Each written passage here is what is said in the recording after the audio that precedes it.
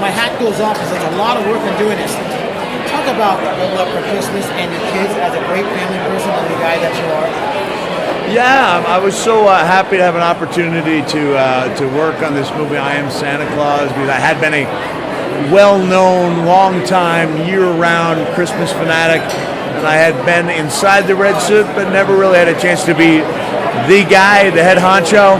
And so getting that chance and finding it so rewarding is a big part of what makes this movie special to me. I mean, they were there documenting the big metamorphosis from Mick Foley to St. Nicholas. I have a rating system called the 4 E's. This movie gets it. It's entertaining, it's educational, it's empathetic, and it's emotional. You can't get any better than that. Your feelings on that? Well, that's high praise. I hadn't heard of the 4 E's, but I'm glad we fit the categories. I think some people were afraid there was going to be a very one-dimensional movie, and it's not. I think any good documentary opens up people's minds and allows them to ask and answer questions instead of trying to answer them for them. And so I appreciate it. We take a look at 5 very diverse people and find out how that love of being Santa somehow bonds them and brings them together. What do you hope the audience gets out of seeing this movie? What's your hope?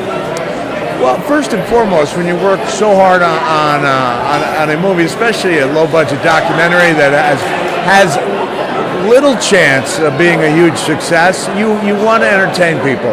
If people are looking at documentary films, if they enjoy documentaries, you want them to be glad when that hour and 40 minutes is over that they made a good decision, that it was a good investment of time. That's primarily what we're hoping for. We hope also to made a movie that makes people think, and I believe we were successful in that respect too. So if we can entertain moviegoers or watchers and then make them think at the same time, I think we've accomplished something. Talk about your books. I told you with 2 of the books that I read of you were some of the best things. All I think about when I'm interviewing people who've written books, I think about you flying to Japan, writing it longhand. Every single time, no matter who I'm interviewing, I think of you doing that, how tough that was to do it, and then becoming a successful writer. Talk about it.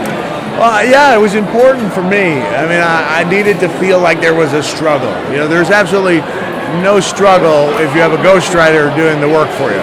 Putting your name on someone else's work is not a struggle. Like I think that feeling of sacrifice is necessary in any project that you put your name on. And so writing by hand, cramping up, producing 200,000 words in 50 days, handwritten words, was something to be proud of, whether or not the book sold at all. And that's the same way I felt, you know, when I had my chance to become that guy. You know, like, as strange as it sounds, like the burning and the sacrifice involved in changing your appearance dramatically gave me that sense of accomplishment as well. Talk about, what do you want for Christmas? What's your Christmas wish? Beyond peace on earth, goodwill to men. I would just like my children to make me something. I'd just like to have a very simple Christmas with my children, either writing me stories, making me a video project, or constructing projects out of duct tape or cardboard. Last question. You never know what's going to happen with the WWE, but you make a great Santa Claus. And you never know what's going to happen. You never know what Vince is going to come up with or anything else. Well, 2 years ago, Santa showed up on Christmas Eve on Raw and was hit by a car. So yes, you truly never know what's going to happen in WWE. They understand that they have a Santa fanatic and a good-looking Santa on their hands in their Hall of Fame, and hopefully they'll be able to utilize that. Thank you so much. All right, thank you. Appreciate it. Thank you. Excellent job. I don't just